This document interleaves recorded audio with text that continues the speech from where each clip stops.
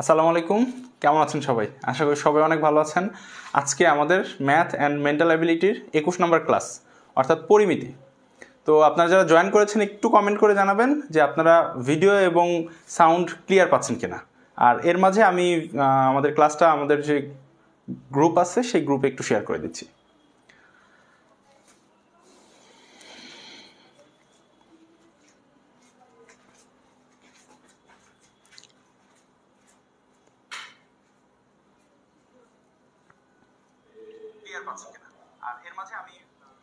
আচ্ছা, ঠিক আছে।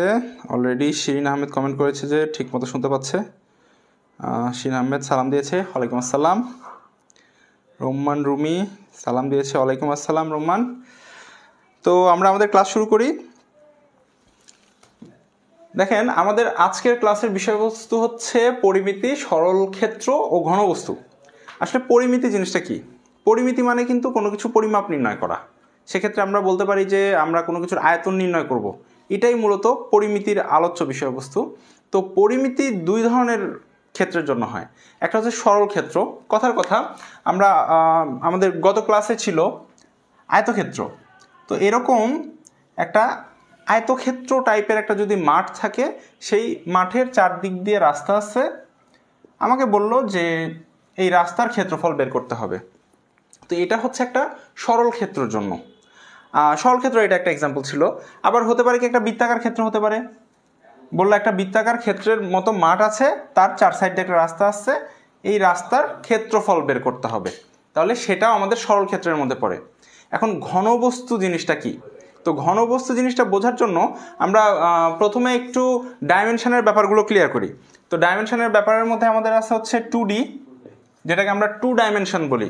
অর্থাৎ এই যে একটা আয়তক্ষেত্র, এটার একটা দৈর্ঘ্য আছে এবং এটার একটা প্রস্থ আছে, এটা হচ্ছে 2D। আর ঘনবস্তু যেটা হচ্ছে সেটা হবে 3D। যেমন আমি বলতে পারি আমার হাতে যে এই যে ডাস্টারটা আছে, এই ডাস্টারটা কিন্তু এই সাইডটা কি আয়তাকার। তো এটাকে আমি যদি দৈর্ঘ্য বলি, এটা হচ্ছে প্রস্থ। তো এখন এই ডাস্টারের ক্ষেত্রে আমি যদি চিন্তা করি, এটা কিন্তু আলাদাভাবে একটা উচ্চতা আছে, তার মানে এটা হচ্ছে 3 ডাইমেনশনাল। তো যে জিনিসগুলো আমরা হাতে ধরতে পারি সেগুলো হচ্ছে 3D বা 3 ডাইমেনশনাল, অর্থাৎ ঘনবস্তু। আর যে জিনিসগুলো আমরা জাস্ট দৈর্ঘ্য এবং প্রস্থ পাবো, এগুলো হচ্ছে 2 ডাইমেনশনাল বা এগুলোকে আমরা সরল ক্ষেত্র বলতে পারি। তো যাই হোক, আমাদের এখানে ডেফিনেশন খুব একটা গুরুত্বপূর্ণ না। আমরা ক্লাসে প্রবলেম সলভ করতে করতে আস্তে আস্তে বিষয়গুলো ক্লিয়ারলি বুঝতে পারবো। তবে একটা কথা আমি আপনাদেরকে বলি যে পরিমিতি কিন্তু আলাদা কোনো টপিক বা আলাদা কোনো সাবজেক্ট না, এটা জিওমেট্রির একটা অংশ। এবং জিওমেট্রির ক্ষেত্রে আমরা যে কোনো একটা বর্গক্ষেত্র পড়ছি, বর্গক্ষেত্রের ক্ষেত্রফল নির্ণয় করছি, এটাও যেমন পরিমিতির অংশ, তেমনি আমরা একটা গোলক নিচ্ছি বা একটা স্ফেয়ার নিচ্ছি, তার আয়তন বের করছি, এটাও হচ্ছে পরিমিতির একটা অংশ। তো আমরা বরাবরই আমাদের অন্যান্য ক্লাসে যেটা করি যে এই চ্যাপ্টার থেকে কতগুলো প্রশ্ন কোন বিসিএসে এসেছে, সেই আলোকে চ্যাপ্টারটা কতটুকু গুরুত্বপূর্ণ তা ডিফাইন করি। তো এইটার ক্ষেত্রে বলতে গেলে একটু হতাশ হতে হবে যে এখান থেকে বিসিএসে খুব একটা বেশি কোয়েশ্চেন প্রিলিমিনারিতে আসে না। যেমন আপনারা যদি বিগত প্রশ্ন দেখতে পান 35 থেকে 45-এর মধ্যে, তাহলে 42তম যে বিসিএসটা হয়েছিল স্পেশাল বিসিএস ডক্টরদের জন্য, ওইখানে এই অংশ থেকে অর্থাৎ পরিমিতি বা ঘনবস্তুর অংশ থেকে একটা প্রশ্ন এসেছিল। বাট রিটেনের জন্য কিন্তু এই চ্যাপ্টারটা খুবই গুরুত্বপূর্ণ। তো আমরা জানি না আপনারা যে 46তম বিসিএস বা 47তমতে যখন অ্যাটেন্ড করবেন, তখন এইখান থেকে একটা প্রশ্ন চলে আসতে পারে। তো এই জন্য পড়তে হবে। আর প্রিলি পার করলেও রিটেনের জন্য এটা গুরুত্বপূর্ণ। এছাড়া আমরা যদি দেখি বিসিএস ছাড়া অন্যান্য পরীক্ষা, যেমন ব্যাংক জবের কথা যদি বলি, ব্যাংক জবের প্রশ্নের ক্ষেত্রে আমরা দেখতে পাবো, আপনারা যদি কোশ্চেনগুলো একটু অ্যানালাইসিস করেন, দেখবেন যে জ্যামিতি অংশের এই অংশটা থেকে অর্থাৎ পরিমিতি অংশটা থেকে অনেক কোশ্চেন থাকে। তো এক্সকিউজ মি,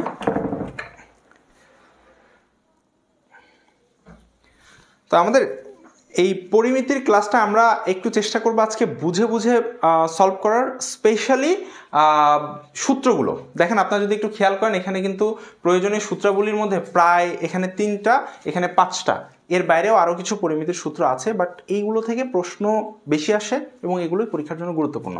তো আমরা প্রথমে যেটা করব যে চিত্রের মাধ্যমে এই সূত্রগুলোকে আগে বোঝার চেষ্টা করব, কারণ আপনি যদি সূত্রগুলো ভালো মতো বুঝতে পারেন, সেক্ষেত্রে কিন্তু খুব ইজিলি আপনি কোশ্চেনগুলো সলভ করতে পারবেন। তো চলুন আমরা এখন একটু আমাদের ক্লাসের একদম মেইন আলোচনায় চলে যাই। তো আমি শুরুতে আপনাদেরকে একটু সরল ক্ষেত্রের সাথে রিলেটেড কিছু কোশ্চেন সলভ করাবো, তারপরে আমাদের যে ঘনবস্তুর অংশটা আছে এটাতে যাব। তো সরল ক্ষেত্রের মধ্যে সবচাইতে বেশি যে টপিকটা থেকে কোশ্চেন আসতে দেখা যায় সেটা হচ্ছে একটা মাঠ বা একটা আয়তাকার ক্ষেত্রের ক্ষেত্রফল দেয়া থাকে, অথবা একটা গোলাকার ক্ষেত্রের ক্ষেত্রফল দেয়া থাকে, তার আশেপাশে একটা রাস্তা আছে, এই টাইপের কোশ্চেন বলে। তো চলেন আমরা একটা কোশ্চেন দেখি সরাসরি, আপনারা লিখে ফেলেন। এই কোশ্চেনটা বিআরডিবির পরীক্ষা এসেছিল, এছাড়া 24তম বিসিএস এর লিখিত পরীক্ষা এসেছিল। কোশ্চেনটা আমরা একটু লিখি। একটি আয়তাকার বাগানের দৈর্ঘ্য, একটি আয়তাকার বাগানের দৈর্ঘ্য 32 মিটার, প্রস্থ 24 মিটার, প্রস্থ 24 মিটার। এর ভেতরে, এই জায়গাটা একটু ভালো করে খেয়াল করবেন এবং আন্ডারলাইন করে রাখবেন, এই পয়েন্টটা আমাদের খেয়াল করতে হবে যে এর ভেতরে 2 মিটার চওড়া একটি রাস্তা আছে। এর ভেতরে 2 মিটার চওড়া একটি রাস্তা আছে। রাস্তাটির ক্ষেত্রফল কত? রাস্তাটির ক্ষেত্রফল কত? গত ক্লাসে আমি যে কথাটা বলছিলাম যে জিওমেট্রি বা পরিমিতি এই টাইপের কোশ্চেন করতে গেলে আমরা যদি চিত্র আঁকি তাহলে আমাদের কোশ্চেনটার 50% সলভ হয়ে যায়। তো দেখেন এখানে বললো একটা আয়তাকার বাগানের দৈর্ঘ্য হচ্ছে 32 মিটার এবং প্রস্থ হচ্ছে 24 মিটার। তাহলে আমি মনে মনে বা খাতা কলমে একটা চিত্র এঁকে ফেললাম যে এইটা হচ্ছে আমার সেই আয়তাকার মাঠ। তো এই আয়তাকার মাঠের বড়টা দৈর্ঘ্য অর্থাৎ এটা 32 মিটার এবং ছোটটা প্রস্থ অর্থাৎ এটা 24 মিটার। এরপরে কি বললো যে এর ভেতরে 2 মিটার চওড়া একটি রাস্তা আছে। খেয়াল করেন এই ভেতরে নাকি বাইরে, এই জায়গাটা আমাদের খুব ফোকাস করতে হবে, কারণ এখানে যদি কোনো কারণে ভুল বোঝাবুঝি হয়ে যায় তাহলে কোশ্চেনটা ভুল হয়ে যাবে বা অ্যান্সারটা ভুল বের হবে। তো আমাকে বলছে ভেতরে, তাহলে ভেতরে অর্থাৎ এই যে ভেতরে আমি ড্র করে নিলাম এই 4 সাইড দিয়ে, এটা হচ্ছে আমার রাস্তা। তাহলে এই যে এই অংশটা হচ্ছে আমার রাস্তা 2 মিটার করে, তাহলে এটা হচ্ছে আমার রাস্তা পেয়ে গেলাম। এবার আপনারা একটা জিনিস চিন্তা করেন তো, এই যে আমার এটার যে দৈর্ঘ্য হচ্ছে 32 মিটার, তার মধ্যে এইখানে 2 মিটার আমার রাস্তার জন্য ব্যয় হয়েছে, এইখানে আমার 2 মিটার রাস্তার জন্য ব্যয় হয়েছে। তাহলে আগে তার দৈর্ঘ্য 32 মিটার থাকলে এখন আমি যদি রাস্তা বাদে চিন্তা করি, অর্থাৎ এই রাস্তা এই অংশটুকু বাদ এই অংশটুকু বাদ, তাহলে আমার কতটুকু জায়গা মাঠ হিসেবে ব্যবহার করছি আমরা। মানে এটা হচ্ছে পুরোটা মাঠ, রাস্তার অংশটা যদি আমি বাদ দিয়ে দিই অর্থাৎ এই 2 মিটার এবং এই 2 মিটার, তাহলে মাঝখানের এই যে বাকি যে অংশটা থাকছে এটাই আমার মূলত রাস্তা বাদে মাঠের দৈর্ঘ্য। তাহলে রাস্তা বাদে মাঠের দৈর্ঘ্য কত হবে? 32 থেকে 2 2 4 বাদ যাবে, তাহলে 32 থেকে যদি 4 বাদ দিই তাহলে থাকবে কত? 28। তাহলে এটা হচ্ছে আমার রাস্তা বাদে মাঠের দৈর্ঘ্য। এবার আসি রাস্তা বাদে মাঠের প্রস্থ। সিমিলারলি খেয়াল করেন তো, এই যে প্রস্থের মধ্যে 2 মিটার রাস্তা, এই যে এই 2 মিটার রাস্তা, আবার এখান থেকে 2 মিটার রাস্তা, তাহলে আবার 4 মিটার কি বাদ গেল? তাহলে 4 মিটার যদি বাদ যায় সেক্ষেত্রে আমার এই যে এইটা হচ্ছে আমার কি প্রস্থ, প্রস্থ কত থাকবে? 24 থেকে 4 বাদ দিলে 20 থাকবে। তাহলে এই যে 28 মিটার হচ্ছে আমার রাস্তা বাদে দৈর্ঘ্য মাঠের, আর 20 মিটার হচ্ছে রাস্তা বাদে মাঠের প্রস্থ। তাহলে এখন আমাদের এখানে দুইটা কন্ডিশন, একটা হচ্ছে পুরো মাঠ, এই পুরোটার ক্ষেত্রফল কত এটা বের করব, তারপরে আমরা রাস্তা বাদে ক্ষেত্রফল কতটুকু এইটা বের করব। তাহলে পুরোটার ক্ষেত্রফল থেকে রাস্তা বাদে যে ক্ষেত্রফলটা পেলাম সেটা যদি বাদ দিয়ে দেই, বাকি যেটা থাকছে সেটা আমার কি? সেটাই আমার রাস্তার ক্ষেত্রফল। তাহলে এই রাস্তার ক্ষেত্রফলটাই আমাদেরকে বের করতে বলেছে। তো কোশ্চেনটা আশা করি সবাই বুঝতে পেরেছেন। এবার আমরা সলিউশনের দিকে যাই। তাহলে প্রথমে লিখি আমরা মাঠের ক্ষেত্রফল, একবারে লিখে ফেলবো। তো একটা আয়তাকার ক্ষেত্রের ক্ষেত্রফল বের করার সূত্র কি? গত ক্লাসে শিখেছি, দৈর্ঘ্য গুণন প্রস্থ। তাহলে মাঠের ক্ষেত্রফল কত? দৈর্ঘ্য হচ্ছে আমার 32 মিটার, প্রস্থ হচ্ছে 24 মিটার। তাহলে ক্ষেত্রফল কত হবে? করে ফেলি এটা, 32 গুণন 24, তাহলে 4 দুগুণে 8 2 দুগুণে 4, 3 4 12, তাহলে 4 দুগুণে এখানে 8 পেলাম। দেখেন এই ক্রস গুণটা আপনারা একটু শিখে রাখেন। নিয়মটা হচ্ছে কি, এটার সাথে এটাকে গুণ করলাম 8, এরপরে 2 দুগুণে 4, আর এখানে কত 3 4 12, তাহলে 12 4 16 6, হাতে থাকে 1, 3 দুগুণে 6 আর 1 7, অর্থাৎ 768 বর্গমিটার। এটা হচ্ছে আমার পুরো মাঠের ক্ষেত্রফল। এবার আমরা বের করব কি, রাস্তা বাদে মাঠের ক্ষেত্রফল কত। তাহলে রাস্তা বাদে, এই গুণটা আমি প্রয়োজনে আপনাদেরকে পরে আবার একটা শিখাবো বা একটা শর্ট ভিডিও তৈরি করে আমি আপলোড করে দিব। রাস্তা বাদে মাঠের ক্ষেত্রফল। তাহলে রাস্তা বাদে মাঠের ক্ষেত্রফল বের করতে গেলে এখন দেখেন তো রাস্তা বাদে মাঠের দৈর্ঘ্য কত ছিল আমাদের। এই যে রাস্তা বাদে মাঠের দৈর্ঘ্য হচ্ছে 28, অর্থাৎ এই 32 থেকে 2 মিটার 2 মিটার 4 মিটার বাদ গেল, তাহলে হচ্ছে 28 গুণ রাস্তা বাদে মাঠের প্রস্থ কত, দৈর্ঘ্য 28, প্রস্থ কত পেয়েছিলাম 20, তাহলে 28 দুগুণে 56, শূন্য চলে আসলো 560। তাহলে 560 মিটার বর্গমিটার, এটা হচ্ছে আমার রাস্তা বাদে এই মাঠের ক্ষেত্রফল, অর্থাৎ এই যে ভেতরের অংশটুকুর ক্ষেত্রফল। এখন আমি রাস্তার ক্ষেত্রফল কিভাবে বের করব, টোটালটা থেকে রাস্তা বাদে যে মাঠের ক্ষেত্রফল এটা বের করে ফেলবো, জাস্ট বিয়োগ করে দেবো, তাই না। তাহলে রাস্তার ক্ষেত্রফল, সহজ একটা অঙ্ক বাট খুবই গুরুত্বপূর্ণ এটার জন্য। রাস্তার ক্ষেত্রফল কত হবে তাহলে, 768 মাইনাস 560, কত আসে এখান থেকে বাদ দিলে 208 বর্গ মিটার। এটা হচ্ছে আমাদের রাস্তা বাদে মাঠের ক্ষেত্রফল থেকে, ক্ষেত্রফলটাকে যখন রাস্তার টোটাল মাঠের ক্ষেত্রফল থেকে বাদ দিলাম তখন আমাদের রাস্তার ক্ষেত্রফল চলে আসলো। তো আশা করি এটা বুঝতে পেরেছেন, খুবই সহজ একটা অঙ্ক। এই টাইপের আর একটা অঙ্ক আমরা দেখি, এটা অবশ্য এটাতে আশা করি কারো সমস্যা নেই। পরের কোশ্চেনে চলে যাই। পরের কোশ্চেনটা হচ্ছে একটা গোলাকার মাঠের জন্য। আমরা অনেক সময় দেখি যে স্পেশালি ফুটবল খেলার মাঠ যেটা দেখা যায় যে গোলাকার থাকে, তো এরকমই একটা কোশ্চেন আমরা এখন দেখব। একটু লিখেন কোশ্চেনটা। একটি বৃত্তাকার পার্কের ব্যাস, পার্ক অথবা মাঠ যাই বলি, একটি বৃত্তাকার পার্কের ব্যাস 26 মিটার। আচ্ছা, এমন যদি হয় যে আপনি জ্যামিতির আমার আগের ক্লাসগুলো না দেখে সরাসরি পরিমিতির এই ক্লাসটা করছেন, তাদের জন্য আমার সাজেশন হচ্ছে যে আগে জ্যামিতির ওই ক্লাসগুলো দেখে আসতে হবে। কারণ আমাদের আজকের ক্লাসটা বা আজকে যে সূত্রগুলো পড়াচ্ছি বা লিখছে যে বৃত্তের ব্যাস, এই টাইপের জিনিসগুলো কিন্তু আমাদের আগের ক্লাসে পড়ানো হয়েছে। তো একটু আগের ক্লাসটা দেখে নিয়ে তারপর এটা দেখলে সুবিধা হবে। আচ্ছা, তাহলে একটি বৃত্তাকার পার্কের ব্যাস হচ্ছে 26 মিটার। পার্কটিকে বেষ্টন করে, পার্কটিকে বেষ্টন করে বাইরে, এবার খেয়াল করেন এবার কি বললো, বাইরে, এর আগের বার বলেছিল ভেতরে, এবার বলছে বাইরে। বেষ্টন করে বাইরে 2 মিটার প্রশস্ত, 2 মিটার প্রশস্ত একটি পথ আছে। 2 মিটার প্রশস্ত একটি পথ আছে। পথটির ক্ষেত্রফল কত? পথটির ক্ষেত্রফল কত? তাহলে প্রথমে আগের মতোই আমরা কি করব, একটা চিত্র আঁকবো, তাই না? তাহলে আঁকি আমরা চিত্র। এটা হচ্ছে আমার একটা বৃত্তাকার মাঠ।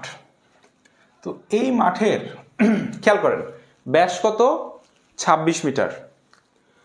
তাহলে এইখান থেকে এই পর্যন্ত এটা হচ্ছে আমার ব্যাসার্ধ, আর আমি যদি বলি বাকিটা অর্থাৎ পুরোটা এইখান থেকে এই পর্যন্ত হচ্ছে ব্যাস। তো দেখেন ব্যাস যদি 26 মিটার হয় তাহলে ব্যাসার্ধ কত হবে? ব্যাস যদি 26 মিটার হয় তাহলে ব্যাসার্ধ হবে 26/2 অর্থাৎ 13, তাই না? ব্যাসার্ধ সবসময় ব্যাসের অর্ধেক হয়। তাহলে আমার পুরোটা 26 হলে এটা হচ্ছে 13। আচ্ছা, এইবার কি বললো যে পার্কটিকে বেষ্টন করে বাইরে 2 মিটার প্রশস্ত একটি পথ আছে। অর্থাৎ এই যে পার্কটা, এটাকে বেষ্টন করে এর চার সাইড দিয়ে যে রাস্তাটা আছে সেটার আবার কত, প্রস্থ কত, 2 মিটার, অর্থাৎ এতটুকু হচ্ছে 2 মিটার। এখন আমাকে যেটা করতে হবে, আমাকে পুরো এই যে মাঠটা আছে, এখন খেয়াল করেন এইটা হচ্ছে আমার এক্স্যাক্ট প্রথম মাঠ ভেতরে যেটা আছে, এরপর বাহিরে যেটা আছে সেটা কি রাস্তা সহ আমি যদি বলি তাহলে সমগ্র মাঠের ক্ষেত্রফল। আমাকে বলছে কি পথটির ক্ষেত্রফল বের করতে, অর্থাৎ এই যে 2 বৃত্তর মাঝখানের যে অংশটুকু এইটুকুর ক্ষেত্রফল আমাকে বের করতে বলছে। তাহলে সহজ কথায় কি হয় বলেন তো, আমরা প্রথমে পুরোটার ক্ষেত্রফল বের করব, পুরোটার ক্ষেত্রফল থেকে এই মাঝখানে ছোট বৃত্তটার ক্ষেত্রফলকে বাদ দিব, তাহলে আমি এই যে আমার মাঝখানে যে এই রাস্তাটা আছে রাস্তাটার ক্ষেত্রফল পেয়ে যাব। তাহলে আমরা এইভাবে বের করি। তাহলে লিখি আমরা হচ্ছে মাঠের ক্ষেত্রফল, মাঠের ক্ষেত্রফল, মাঠ বলতে এই যে এতটুকু মাঠের কথা বলছি। তাহলে মাঠের ক্ষেত্রফলের সূত্র কি মনে আছে, যে বৃত্তের ক্ষেত্রফল সূত্র হচ্ছে পাই আর স্কোয়ার। তাহলে পাই আর মানে হচ্ছে ব্যাসার্ধ, এখানে ব্যাসার্ধ কত 13, তাহলে পাই 13 উপরে স্কোয়ার। এরপরে আমরা রাস্তা সহ মাঠ অর্থাৎ পুরোটার ক্ষেত্রফল বের করব। তাহলে রাস্তা সহ মাঠের ক্ষেত্রফল কত হবে পাই, এবার আমি বড় হাতের আর দ্বারা এই পুরোটার ব্যাসার্ধকে বোঝাচ্ছি, ঠিক আছে? তো এটা নিয়ে কনফিউজ হওয়ার কিছু নাই, পাই আর স্কোয়ার। তাহলে পাই এই বড় হাতের আর এর মান কত দেখেন তো, এই যে 13 মিটার ব্যাসার্ধ তার সাথে আরো 2 মিটার অ্যাড হলে 15 মিটার হয়ে গেল, তাহলে 15 স্কোয়ার। তাহলে আমার রাস্তা সহ মাঠের ক্ষেত্রফল হচ্ছে পাই 15 স্কোয়ার, মাঠের ক্ষেত্রফল অর্থাৎ শুধু মাঝখানের ক্ষেত্রফল হচ্ছে পাই 13 এর উপর স্কোয়ার। তাহলে এখন রাস্তার ক্ষেত্রফল যদি আমি বের করি তাহলে কি হবে, জাস্ট বড়টা থেকে ছোটটা বিয়োগ করবো, তাই না? রাস্তার ক্ষেত্রফল সমান সমান হচ্ছে তাহলে পাই 15 এর উপর স্কোয়ার মাইনাস পাই 13 এর উপরে স্কোয়ার। তো আমরা প্রথমে পাই কমন নিয়ে নিলাম, তাহলে এখানে হলো 15 স্কোয়ার থেকে 13 স্কোয়ার বাদ দিব। আচ্ছা 15 স্কোয়ার কত একবার লিখে ফেলি 225, আর 13 স্কোয়ার কত, 13 স্কোয়ার হচ্ছে 169 মানে 169। তাহলে 225 থেকে যদি 169 বাদ দেই কত হবে, এদিকে 200 যেতে হচ্ছে 31 লাগে আর 25 সাথে 56, তাহলে 56 পাই। এখন যদি আপনাদের এরকম ইচ্ছা হয় যে আমি এটার আরও মানে ডিটেলস মান বের করতে চাই, তাহলে পায়ের মান বসাবেন 56 ইন্টু পায়ের মান হচ্ছে 22 22 7, তাহলে 7 দিয়ে যদি কাটি তাহলে 7 8 56, 8 দিয়ে 22কে গুণ করি, 8 20 160, 8 দুগুণে 16 অর্থাৎ 176 মিটার স্কোয়ার। এটা হচ্ছে আমার মাঠের ক্ষেত্রফল। তো একটু দেখেন কোথাও যদি কারো কনফিউশন থাকে তাহলে আমাকে একটু কমেন্টে জানাবেন, আমি আরেকটু সেই অংশ আলোচনা করব। একটু আমি আপনাদের কমেন্ট চেক করি।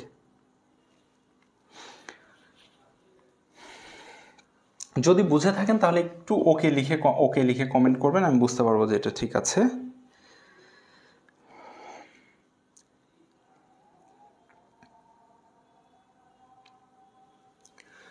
আচ্ছা 2 জন কমেন্ট করেছেন অলরেডি, একজন কমেন্ট করেছে পরিমাপটা শিরিন বলেছে হচ্ছে 175.93 এই একটা মান বের করেছে, আমার বের হচ্ছে কত 156 মিটার, আচ্ছা সরি 176 মিটার স্কোয়ার।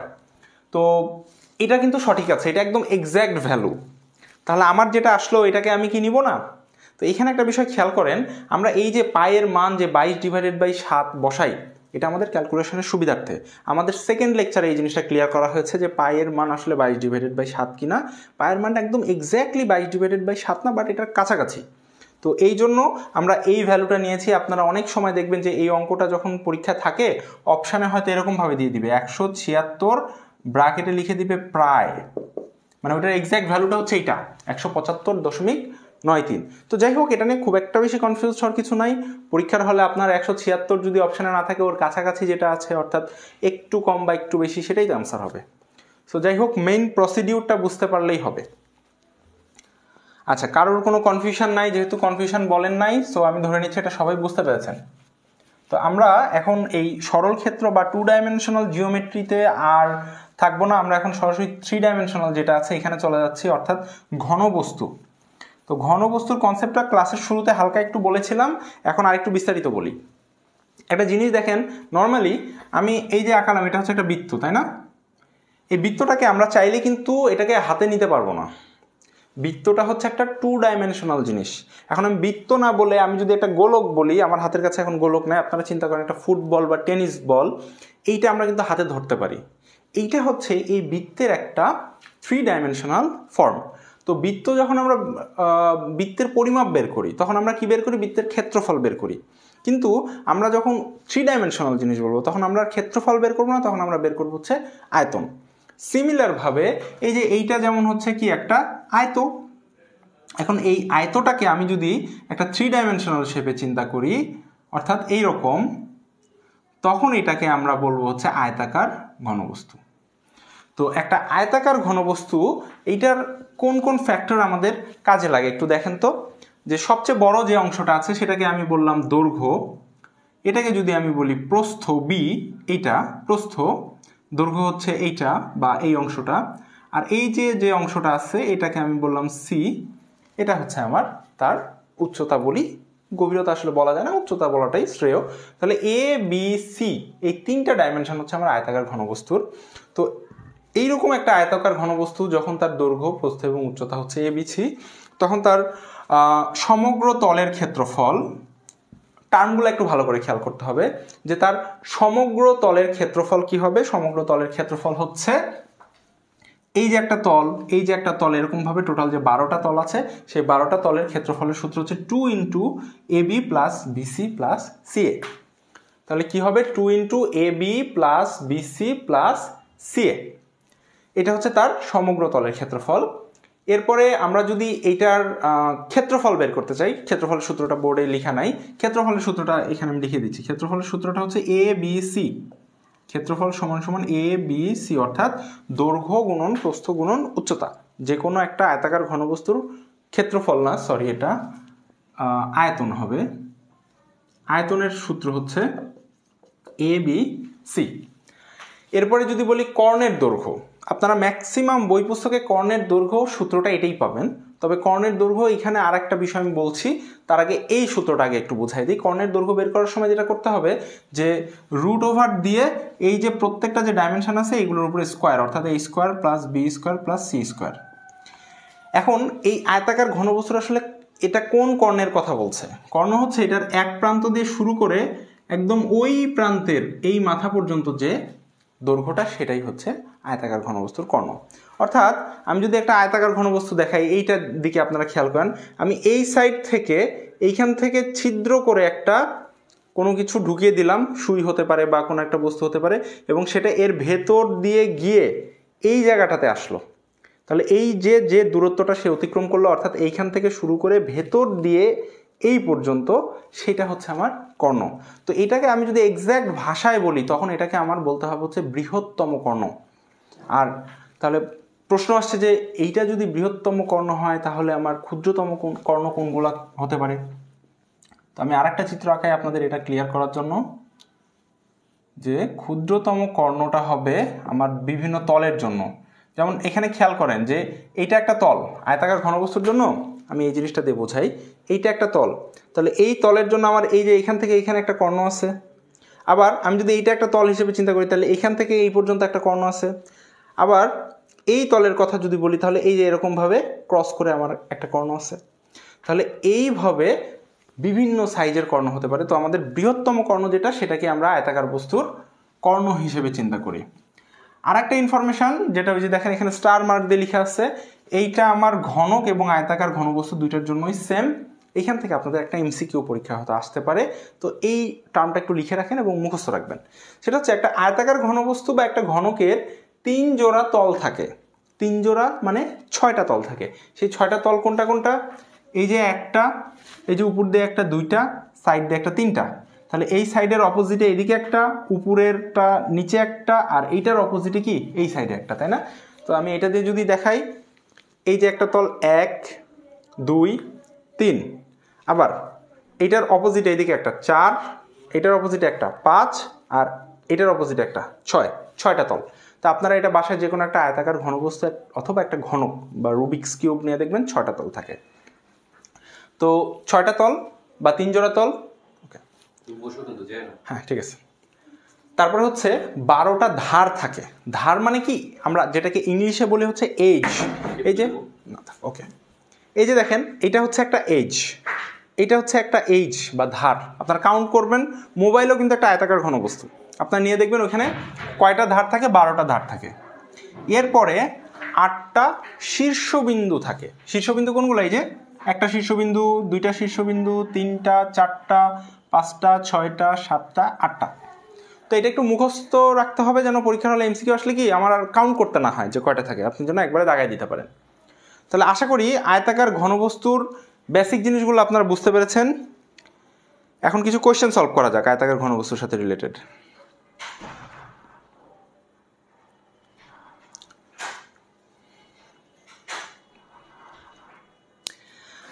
আচ্ছা, একেবারে প্র্যাকটিক্যাল কোশ্চেনে যাই আমরা। আমরা সবাই তো বাসায় সাবান ব্যবহার করি, তাই না? তো সাবানগুলো আমরা যখন কিনে আনি তখন তো একটা একটা করে কিনে আনি, বাট এগুলো যখন কোম্পানি দোকানের কাছে পাঠায় তখন কিন্তু একটা কার্টুনে ভরে পাঠায়।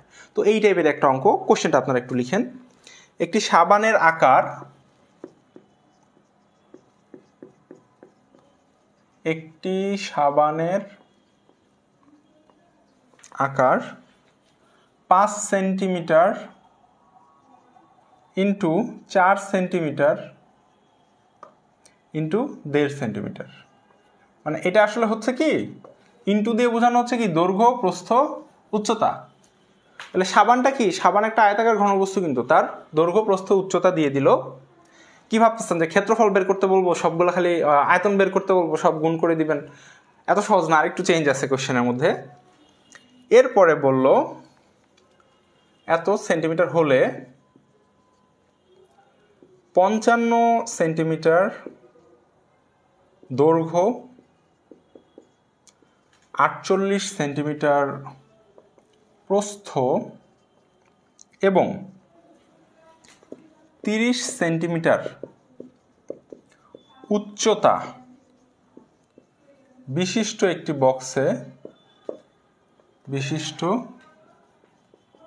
একটি বক্সে কতটি সাবান রাখা যাবে? কতটি সাবান রাখা যাবে? তো এখানে একটা জিনিস খেয়াল করি আমরা, যে কি বললো যে আমার বড় জিনিসটা কি, বাক্সটা, তাই না? তো প্রথম কাজ হচ্ছে এইভাবে চিন্তা করেন যে ধরেন আমি আপনাকে বললাম যে আমার কাছে এই একটা কলম আছে, এই কলমের আয়তন হচ্ছে কথার কথা 1 সেন্টিমিটার কিউব। আমার একটা পকেট আছে, এই পকেটের আয়তন হচ্ছে 5 সেন্টিমিটার কিউব। তা আমার পকেটে আমি কয়টা কলম রাখতে পারবো? খুবই সহজ, 5টা কলম রাখা যাবে। 1 সেন্টিমিটার কিউবের 5টা রাখলে 5 সেন্টিমিটার কিউব আয়তন দখল করে ফেলবে। তাহলে এইটার ক্ষেত্রে আমাদের যেটা করা লাগবে, প্রথমে যে বাক্সটার কথা বলছি, এই বাক্সটার আয়তন বের করতে হবে, আর বাক্সটার আয়তনকে এই সাবানের আয়তন দ্বারা ভাগ করতে হবে। তাহলে কিন্তু আমরা কতগুলো সাবান রাখা যাবে এটা পেয়ে যাব। তাহলে আমরা একটা কাজ করি, এইভাবে একবারে লিখে ফেলি, বাক্সে বা একটি বাক্সে সাবানের সংখ্যা, একটি বাক্সে সাবানের সংখ্যা সমান সমান কি, বাক্সের আয়তন ডিভাইডেড বাই সাবানের আয়তন। আচ্ছা, এবার আসি, আমার যে বাক্সটা আছে এই বাক্সটা কিন্তু একটা আয়তাকার ঘনবস্তু, সাবানটাও একটা আয়তাকার ঘনবস্তু, তাই না? তাহলে আমি বাক্সের যে আয়তনের সূত্র এবং সাবানের আয়তনের সূত্র দুইটাই কিন্তু সেম। সেটা কোনটা বলেন তো? এই যে আয়তনের সূত্র ABC, অর্থাৎ দৈর্ঘ্য গুণন প্রস্থ গুণন উচ্চতা। তাহলে বাক্সের দৈর্ঘ্য, প্রস্থ, উচ্চতা কত আছে? 55 সেন্টিমিটার ইন্টু প্রস্থ হচ্ছে 48 সেন্টিমিটার ইন্টু উচ্চতা হচ্ছে 30 সেন্টিমিটার। সাবানের আয়তন বের করার জন্য তো এখানে সরাসরি করেই দেয়া আছে, অর্থাৎ 5 সেন্টিমিটার ইন্টু 4 সেন্টিমিটার ইন্টু 1.5 বা 1.5 সেন্টিমিটার। এই যে হয়ে গেল। এখন আমরা জাস্ট ক্যালকুলেশন করে আমাদের যেটা অ্যান্সার আসবে সেটাই। কাটাকাটি খুবই সহজ, 5 দিয়ে এটাকে কাটি, 5 11 55, 4 দিয়ে কাটলে 4 12 48। 1.5 এর ক্যালকুলেশন যদি সরাসরি পারেন তাহলে ভালো, 1.5 দিয়ে 30কে কাটলে 20 হয়। যদি এটা অসুবিধা মনে হয় তাহলে একটা দশমিকটা উঠাই দেন, একটা 1 নেন, দশমিকের পর 1 ঘর, তাহলে একটা 0। এবার কাটাকাটি করি, 5 3 3 5 15, 5 2 10 আর 3 10 30। তাহলে এখন বাকি ক্যালকুলেশনটা আপনাদের দায়িত্ব। অ্যান্সার হবে 2640টি। অর্থাৎ ওই একটা বাক্সের মধ্যে টোটাল 2640টি সাবান রাখা যাবে। তাহলে আশা করি কোশ্চেনটা ক্লিয়ার হয়েছে। সামারিটা বলি, আমরা সাবানের ক্ষেত্রফল আয়তন বের করব এবং বাক্সের আয়তন বের করব। বাক্সের আয়তনকে সাবানের আয়তন দ্বারা ভাগ করলেই ওই একটা বাক্সের মধ্যে কয়টা সাবান রাখা যাবে সেটা পেয়ে যাব। খুবই সহজ। ওকে, আমরা পরের কোশ্চেনে যাব। এটা সবাই উঠাই নিয়েছেন আশা করি। তারপরেও যদি কারো উঠানো বাকি থাকে ওটা রেখে দিবেন, ক্লাস শেষে তো ভিডিওটা থাকবে, রেকর্ডেড ভিডিওটা থেকে, তখন আপনারা আবার বাকিটা নোট করে নিতে পারবেন, অথবা একটা স্ক্রিনশট নিয়ে নেবেন ক্লাস চলাকালীন সময়ে। আচ্ছা, পরের কোশ্চেন যাই। এই কোশ্চেনটাও খুবই গুরুত্বপূর্ণ একটা কোশ্চেন, বিগত কোনো একটা পরীক্ষা এসেছিল। একটি চৌবাচ্চায় 8000 লিটার পানি ধরে। চৌবাচ্চা মানে ট্যাঙ্ক টাইপ কিছু একটা, উপরটা খোলা থাকে ওইটা আর কি। তো চৌবাচ্চা 8000 লিটার পানি ধরে। চৌবাচ্চার দৈর্ঘ্য 2.56 মিটার, প্রস্থ 1.25 মিটার। দশমিক থাকলে একটু ক্যালকুলেশনের ঝামেলা হয়, বাট করা যাবে, টেনশনের কিছু নেই। এটা 42তম বিসিএস এই প্রশ্নটা এসেছিল, যে বলছিলাম না একটা প্রশ্ন এসেছে এখান থেকে, এটা 42তম বিসিএস এর প্রশ্ন আর কি। তো বলছে যে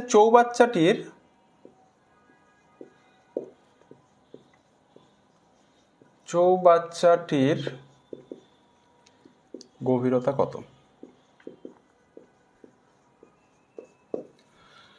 তো এইখানে একটা কনফিউশনের বিষয় হচ্ছে যে আমাদের এখানে দৈর্ঘ্য প্রস্থ দেয়া আছে, আর সরাসরি কিন্তু কোনো আয়তন দেয়া নাই।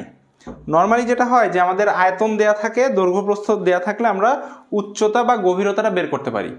কিন্তু এই কোশ্চেনের ক্ষেত্রে হলো কি, যে আমার চৌবাচ্চার দৈর্ঘ্য বলে দিল, আবার প্রস্থ বলে দিল, কিন্তু তার আয়তন না বলে বললো এটার মধ্যে 8000 লিটার পানি রাখা যায়।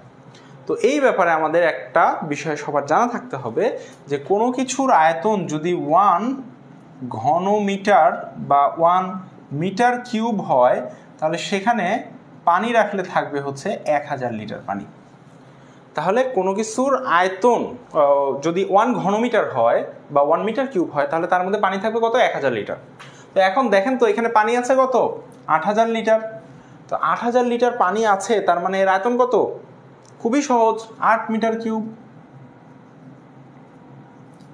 বুঝতে পেরেছি কি আমরা বিষয়টা, যে 1000 লিটারের জন্য আয়তন হচ্ছে 1 মিটার কিউব, তাহলে 8000 লিটারের জন্য কত হবে? 8 গুণ 8 মিটার কিউব। তাহলে এটার আয়তন কত? 8 মিটার কিউব। তাহলে আমার এবার আয়তন জানা আছে। সূত্রটা কি? আয়তনের সূত্র হচ্ছে দৈর্ঘ্য গুণন প্রস্থ গুণন গভীরতা। তাহলে আয়তন কত? 8 মিটার কিউব। তাহলে 8 সমান সমান দৈর্ঘ্য কত? দৈর্ঘ্য হচ্ছে 2.56, প্রস্থ কত? 1.25। বাংলা ইংলিশ একটু মিক্স হয়ে গেছে, তাই না? সরি, আসলে এই কাজটা মাঝে মাঝেই হয়। 8 মিটার কিউব হচ্ছে আয়তন, দৈর্ঘ্য হচ্ছে 2.56 মিটার, প্রস্থ কত? 1.25 মিটার, গভীরতাটা আমরা জানি না, তো গভীরতাকে h ধরে নিলাম। তাহলে আমার h সমান সমান হচ্ছে 8 ডিভাইডেড বাই, এখন এই 8কে ভাগ করবো কি 2.56 ইন্টু 1.25 দিয়ে। এবার একটু ক্যালকুলেশনের কাজটা আপনাদের, দশমিক উঠায় নেবেন। দশমিক উঠায় দিলে একটা 1 আসে, দশমিকের পরে 2 ঘর, 2টা শূন্য। আবার দশমিক উঠাইলেন 1, দশমিকের পরে 2 ঘর, 2টা শূন্য। কাটাকাটি করতে পারবো না আমরা? এটা আশা করি সবাই পারবো। দেখেন 8 দিয়ে যদি 256কে কাটি, 3 8 24, 1 আর 6 16, 8 2 16। আবার 5 25 125, 4 25 100, 4 8 32, আবার 4 2 8, 4 25 100। 5 দিয়ে কাটলে 5 25, 5 5 25, তাহলে উপরে থাকছে 5, নিচে থাকছে 2, অর্থাৎ 5/2 কত হয়? 2.5 মিটার। যারা ক্যালকুলেশনে একটু দক্ষ তারা ভাবছেন যে স্যার এটা কি করাচ্ছে, এটা তো বাচ্চাদের জিনিস, আমরা নিজেরাও পারি। তারপর একটু দেখাই দিলাম যে দশমিক দেখে অনেকে ঘাবড়ে যায় যে দশমিক আছে, এটার ক্যালকুলেশন কিভাবে করব, বাট অতটা কঠিন না, কাটাকাটি করলে এটা মিলে যাবে। ঠিক আছে, তো আশা করি এটা সবার ক্লিয়ার হয়েছে। কারো যদি কোনো কোয়েশ্চেন থাকে বোর্ডে লিখা মিশানোর আগে আমাকে একটু কমেন্টে জানান, আমি তাহলে এটা রিপ্লাই দেওয়ার চেষ্টা করব।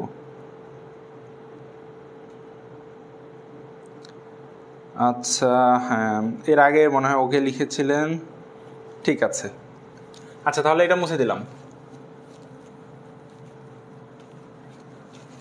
আজকে আমরা অনেকগুলো টপিক কিন্তু কভার করব, তো সবার একটু ধৈর্য সহকারে ক্লাসটা দেখতে হবে।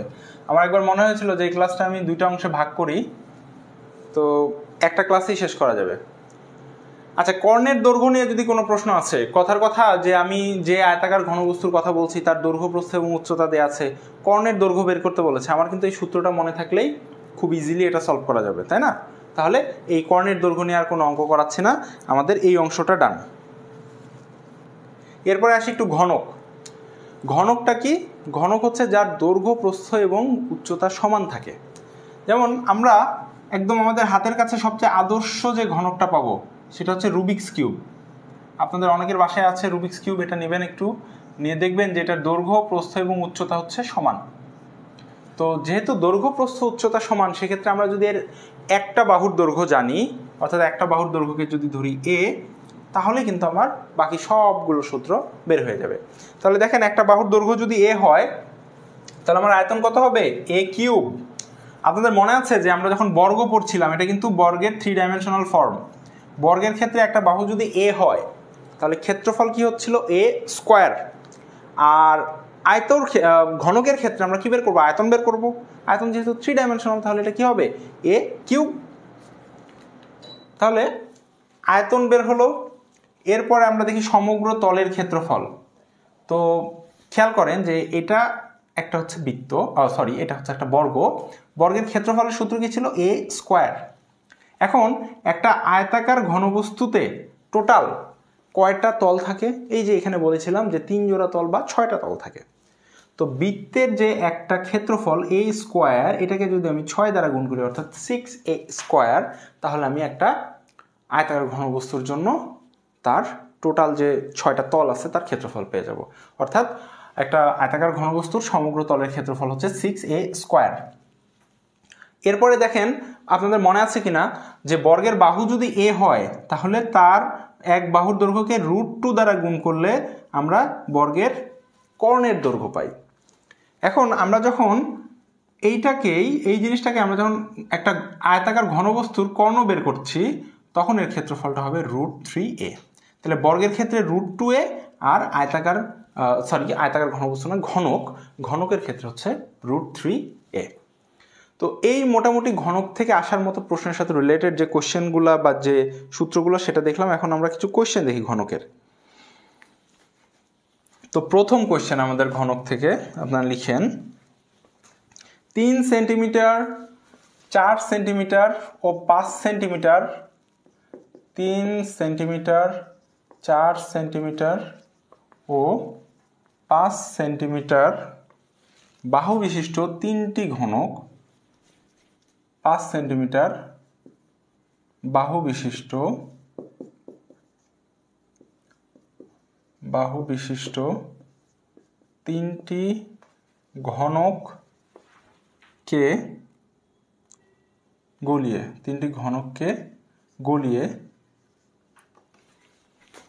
একটি নতুন ঘনক তৈরি করা হলো। একটি নতুন ঘনক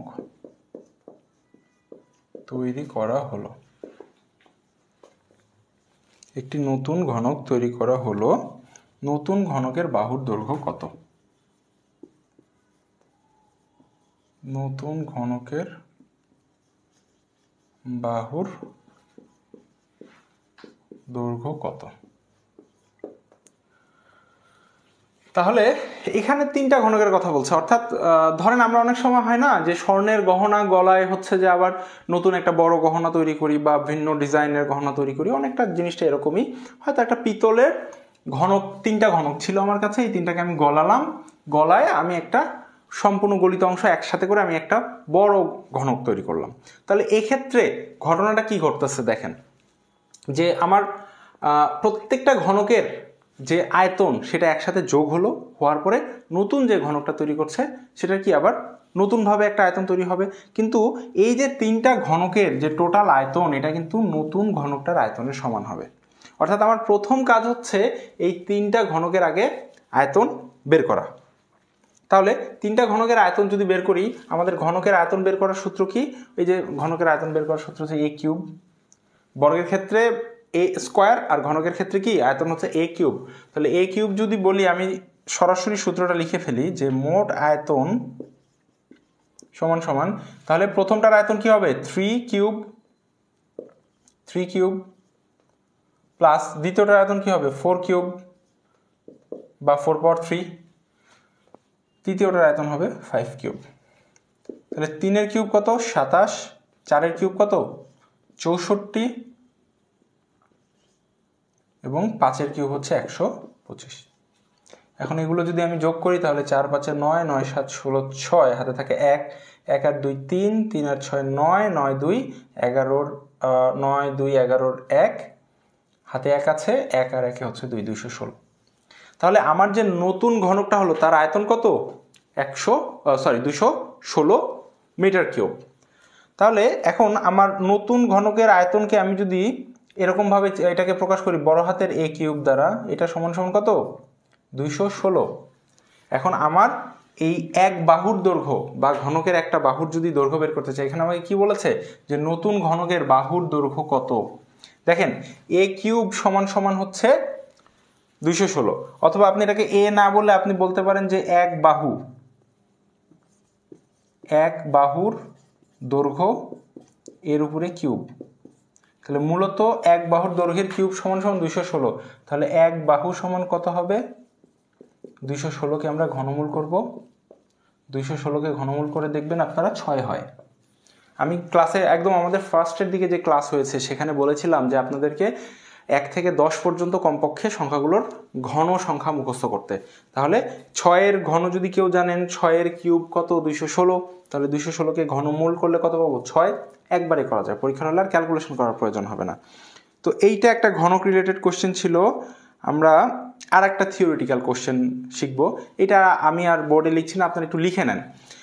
একটি ঘনকের সমকোণের সংখ্যা কত? এই যে আমরা যে ঘনক আঁকলাম একটু আগে, কোশ্চেনটা লিখেন যে একটি ঘনকের সমকোণের সংখ্যা কত। তো প্রথম কথা হচ্ছে যে আমার ঘনকের সমকোণের সংখ্যা বের করার জন্য আমাকে যেটা করতে হবে যে ঘনকের মধ্যে টোটাল কয়টা শীর্ষবিন্দু আছে এটা কাউন্ট করতে হবে।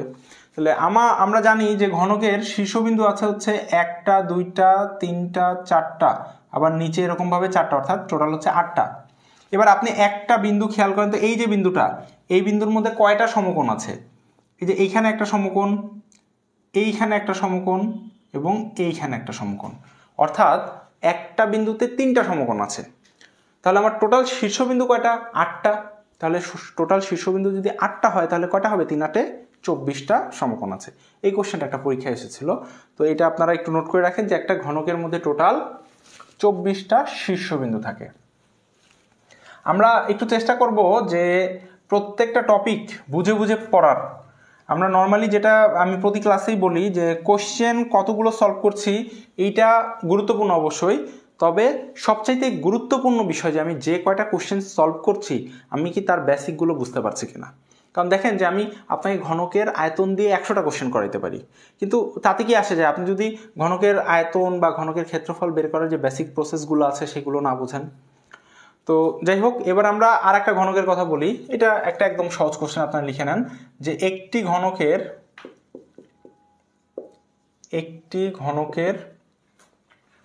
এক বাহুর দৈর্ঘ্য 8 সেন্টিমিটার। ঘনকটির সমগ্র তলের ক্ষেত্রফল কত? ঘনকটির সমগ্র তলের ক্ষেত্রফল কত? এখন দেখেন এটা কি খুব কঠিন একটা কোশ্চেন? এটা খুবই সহজ একটা কোশ্চেন। আর আমরা জানি ঘনকের সমগ্র পৃষ্ঠতলের ক্ষেত্রফল বের করার সূত্র হচ্ছে 6a²। এ কি তার একটা বাহুর দৈর্ঘ্য, তাহলে 6 ইন্টু এ, এক বাহু কত 8, এর উপরে স্কোয়ার, আবার বাংলা ইংলিশ মিক্স হচ্ছে তাই না, 6 ইন্টু 8 স্কোয়ার মানে হচ্ছে 64। এবার ক্যালকুলেশন করি, 6 6 36 মানে 360, 4 6 24, তাহলে 360 আর 24 হচ্ছে 384। তাহলে এই 384 হচ্ছে কি সমগ্র তলের ক্ষেত্রফল। আপনারা একটা জিনিস খেয়াল করবেন, ঘনকের আয়তন কিন্তু মিটার কিউব, কারণ এটা 3 ডাইমেনশন, কিন্তু ক্ষেত্রফল যখন বলছে তখন কিন্তু 2 ডাইমেনশন, অর্থাৎ এটা কি 384 বর্গ সেন্টিমিটার হবে। আবার এটা ঘন করে দিয়েন না, বর্গ সেন্টিমিটার। আশা করি ঘনকের কোশ্চেনটা আপনারা বুঝতে পেরেছেন। এরপরে আমরা যাব হচ্ছে বেলন। বেলন শুনে অনেকে ভাবছেন বেলুন নাকি, বেলুন কিন্তু না, বেলুন আলাদা জিনিস, বেলুন আলাদা জিনিস। বেলুনের শেপ হচ্ছে এটা, তাই না, সবাই তো জানি, এটা না দেখালেও চলে, তা খুব একটা ভালো হয় নাই, তারপরে মনে করেন এটা হচ্ছে বেলুন। আর বেলুন হচ্ছে এই জিনিসটা, অর্থাৎ আমরা যেটাকে সিলিন্ডার বলি, অর্থাৎ ইংলিশে সিলিন্ডার বলা হয় বেলুনকে। আবার আপনারা গ্যাসের সিলিন্ডার ভাববেন না, কারণ গ্যাসের সিলিন্ডারের নিচে আবার এরকম একটা আলাদা একটা মানে রোটেশন থাকে বা আর একটা মার্ক থাকে। বেলুন জিনিসটা হচ্ছে, আমি যদি আপনাদেরকে আরো একটু ভালো করে বলতে চাই, তাহলে এই যে আমার যে এই মার্কারটা হচ্ছে একটা আদর্শ বেলুনের উদাহরণ। বেলুনের ক্ষেত্রে কি হবে, এইটা আমার পাইপের মতো একটা অংশ ফাঁকা থাকবে। এক্স্যাক্টলি আপনারা বলতে পারেন যে পাইপও কিন্তু একটা বেলুন শেপের জিনিস। তো বেলুনের ক্ষেত্রে আমাদের একটু চিত্রটা বোঝার প্রয়োজন আছে। বেলুনের নিচের অংশটা এরকম ফ্ল্যাট হবে, এই যে এটার যেমন নিচের অংশটা কি ফ্ল্যাট, তাই না, আমি এইভাবে রাখতে পারতেছি এটাকে। তো বেলুনের নিচের অংশ ফ্ল্যাট হবে, আবার উপরের অংশটাও ফ্ল্যাট হবে।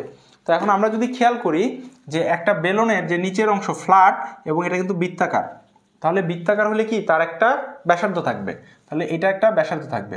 এবং এই যে বৃত্তের কেন্দ্র বা একদম টপ থেকে বটম পর্যন্ত একটা দূরত্ব থাকবে, সেটাকে আমরা বলবো হচ্ছে উচ্চতা বা হাইট, এইচ। তাহলে এটা হচ্ছে এইচ আর এটা হচ্ছে আর। তাহলে এখানে দেখা যাচ্ছে হয়তো বেলুনের আয়তন বের করার সূত্র হচ্ছে আমাদের পাই আর স্কোয়ার এইচ। তাহলে বেলুনের আয়তন বের করার সূত্র হচ্ছে পাই আর স্কোয়ার এইচ। পাই থাকবে আর স্কোয়ার অর্থাৎ ব্যাসার্ধ স্কোয়ার, তার সাথে এইচ। তো এই সূত্রটা মুখস্থ না করে কিভাবে মনে রাখা যায়, তো আপনারা একটা জিনিস খেয়াল করেন, আমি এটা একটা বৃত্ত আঁকলাম, বৃত্তের ক্ষেত্রফলের সূত্র কি পাই আর স্কোয়ার, তাহলে একটা বৃত্তের ক্ষেত্রফল হচ্ছে পাই আর স্কোয়ার।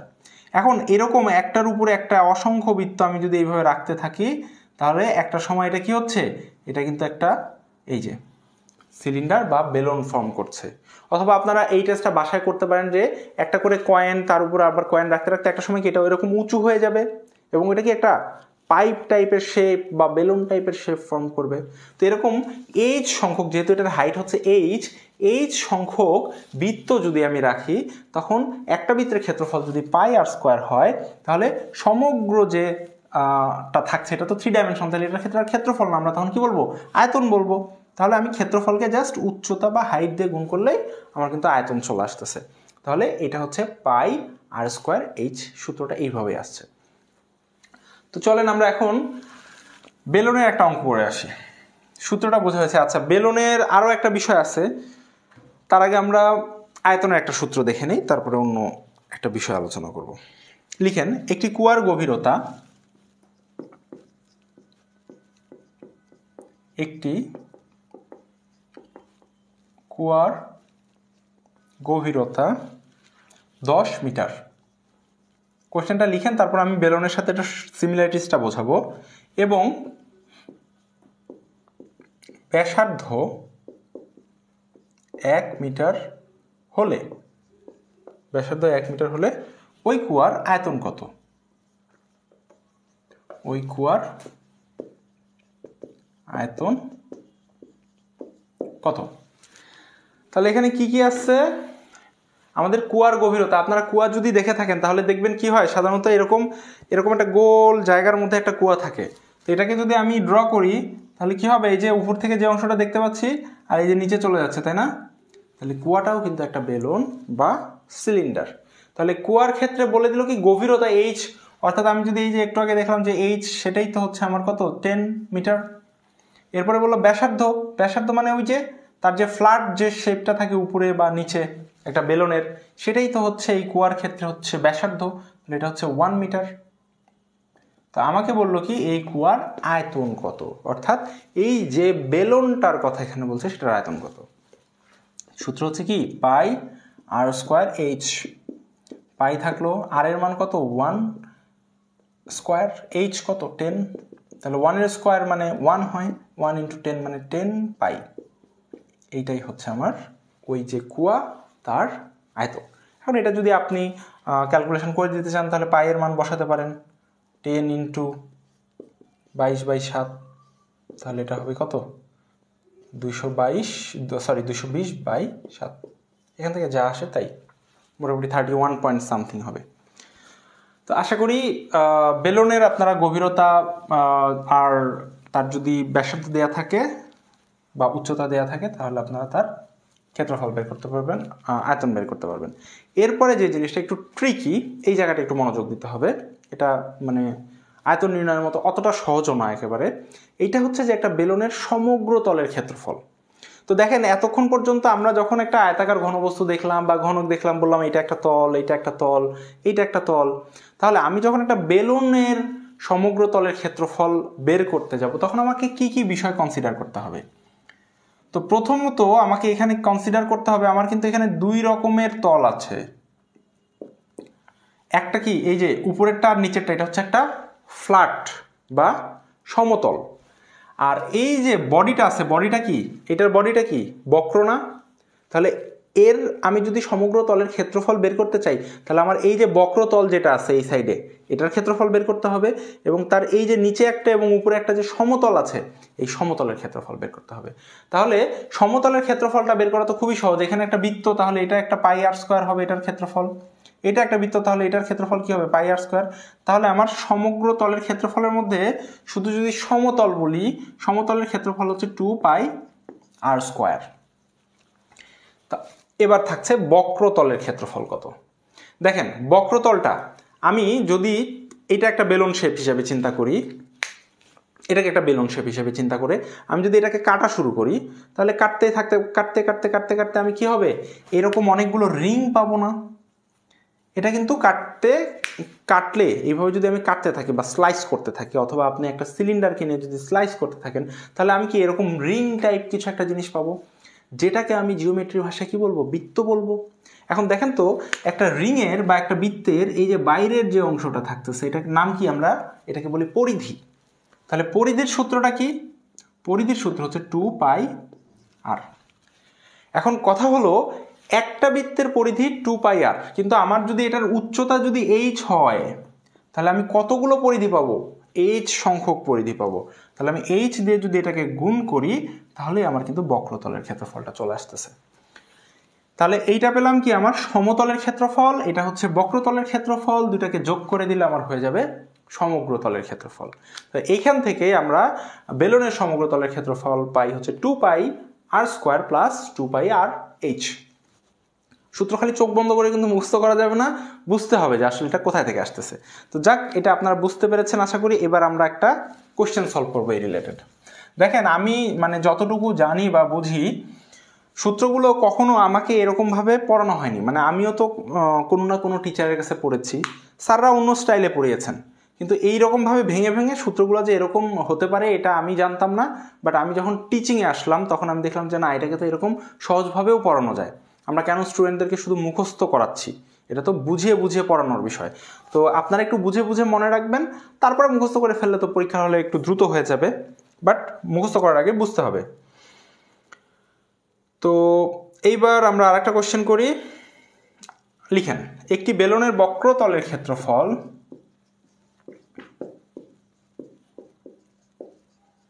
একটি বেলুনের বক্রতলের ক্ষেত্রফল 100 বর্গ সেন্টিমিটার, 100 বর্গ সেন্টিমিটার, এবং আয়তন 150 ঘন সেন্টিমিটার। বেলুনের ভূমির ব্যাসার্ধ কত? বেলনের ভূমির ব্যাসার্ধ কত। তাহলে এখন আমাদের প্রথম কাজ হচ্ছে আগে সূত্রটা মনে করা। তাহলে বেলনের বক্রতলের ক্ষেত্রফল দেওয়া আছে, বক্রতলের ক্ষেত্রফলের সূত্র এই যে এখানে লেখা আছে, আর আমি একটু আগে বুঝালাম সেটা কি 2πr/h। এবং বেলনের আয়তন দেওয়া আছে, আয়তনের সূত্রও আমরা কি পেলাম, আয়তনের সূত্র পেলাম হচ্ছে πr²h।